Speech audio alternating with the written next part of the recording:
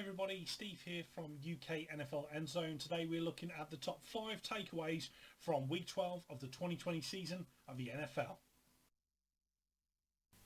Number 5, a very large call for the Detroit Lions this week after their terrible performance at Thanksgiving. Now, yes, they lost 41-25, but could you really put all of that down to Matt Patricia and also the general manager, Bob Quinn, who has also been removed? Number 4. So, a huge congratulations to the Atlanta Falcons, who saw off the Raiders 43-6.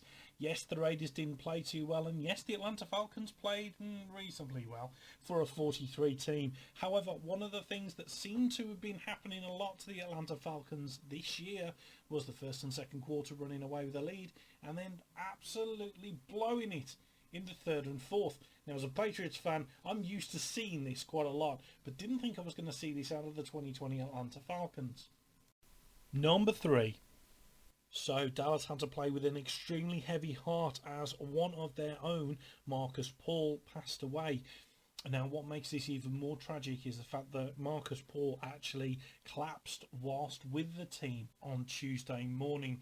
Now, the police have said that there's no foul play. Marcus, who was age 54, had been the Cowboys' strength and conditioning coach for many a year, as well as being widely honoured around the NFL and respected as well. Our thoughts are obviously with the family and his friends at this time.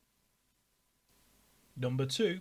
So it was a close fought race for both number 2 and number 1. However, Jeremy Chin is the one that takes number 2 this week. So a fantastic showing by a very young man drafted in 2020 and really coming into his own.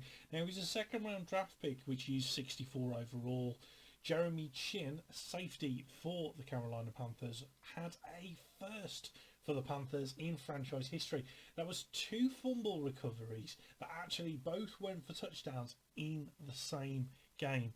And number 1, oh yes, it's those Denver Broncos with a first really for me that I can think of, where a team managed to pad up against another team without a starting quarterback.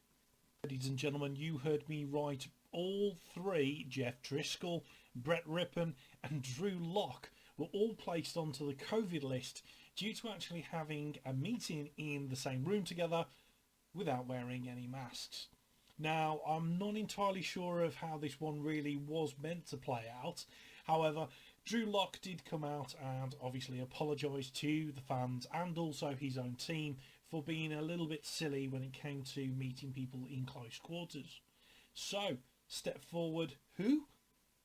Yeah, that was the question. Wide receiver, would you believe it? So it was up to the 23-year-old Kendall Hilton, who had actually been unsuccessful with regards to the draft and came into the Denver Broncos onto the practice squad and then managed to find his way, funnily, into the main team and starting quarterback. Sadly, it was no fairy tale story with the New Orleans Saints rolling over the Denver Broncos 31-3. However, to say that Hilton had had no real practice time with the starters for the Denver Broncos moving into this game, he didn't do too bad a job, and his O-line didn't really let him down too much. So everybody, that's my top 5 takeaways from week 12 of the 2020 season. It's been a bit of a strange season, all being said, but really, number 1 just shows you how weird of a 2020 season we are having. Please, if you did like this video, please do hit the like button.